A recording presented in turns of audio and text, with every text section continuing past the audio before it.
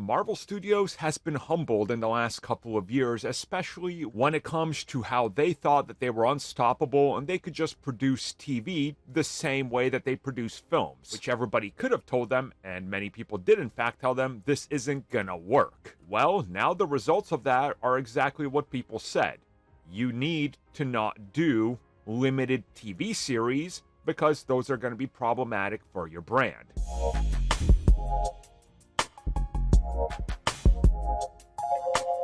Okay, so what we are talking about is Marvel Studios' approach to TV being nonsensical and honestly kind of garbage. And what we're talking about is, of course, the limited TV series or limited series that they put out. And if you look at everything that they've done with MCU TV, we've only had a second season of one live-action series. This, of course, being Loki. Everything else was credited as a limited series, and whether or not there's more follow-ups, we don't know.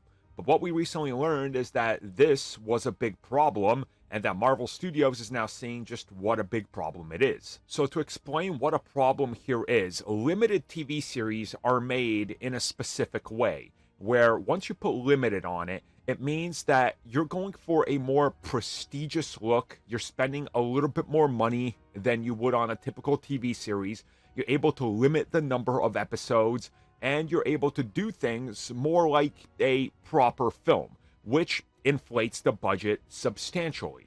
On normal TV, you are typically in the first season spending a little bit more to get the fundamentals down, to build massive sets, to build reusable sets, to lock in various things for future use. And unfortunately, Marvel Studios construct sets for all of their series, get the R&D done, they get visual effects departments, they get everything done, and then it's all over after one season, just like a film, and people move on to other things. So if they want to do a follow-up, they gotta restart the R&D process, they gotta rebuild sets, they gotta pretty much go from the ground up again, which again inflates the huge amount of money you gotta spend. Now on top of this, the Hollywood Reporter reports that they are gonna be actively looking at stepping away from doing them and converting to a more traditional TV structure, which again is smart. And what's being reported is that this initiative is essentially to go try to mimic the old Marvel TV route, which again is exactly what you need to do. Sure, one or two limited series every couple of years, that's fine. But think about putting out 8 limited series or however many Marvel Studios has done, and then only one ends up becoming a actual series with a second season Loki, but still being produced like an actual film or limited TV series. So they're spending way more money on something that's not guaranteeing a future. And essentially what we're hearing is they're looking now at any TV series that gets greenlit as a series and not a limited series, meaning that if Miss Marvel comes back for a second season or whatever happens next, right?